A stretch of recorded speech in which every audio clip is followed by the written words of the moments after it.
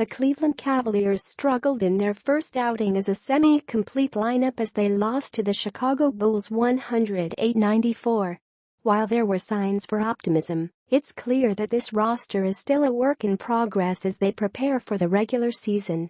The Bulls received an inspired performance from their young players, as Justin Holiday, Lauri Markkanen, and Robin Lopez all had dominant stretches throughout the night. They also took advantage of some sloppy play from the Cavs, winning the turnover battle 22-15. As well as taking advantage of the Cavs' smaller starting lineup by earning a 51-46 edge on the boards.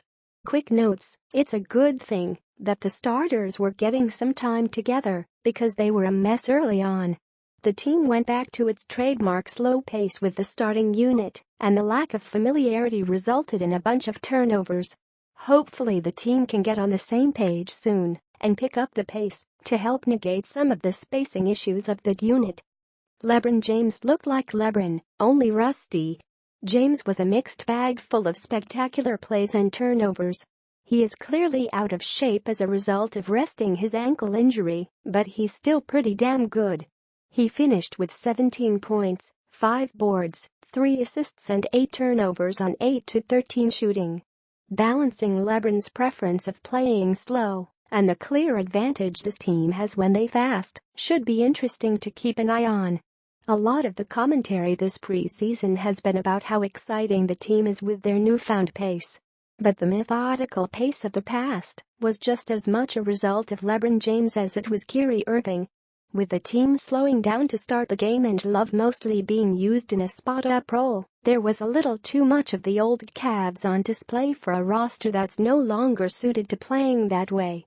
On the plus side, the bench was really fun. The lineup of Rose, Shumpert, Smith, Green and Thompson produced the best run of the evening for the Cavs. They played with the pace we saw for much of the preseason, and any misses were promptly cleaned up by Thompson.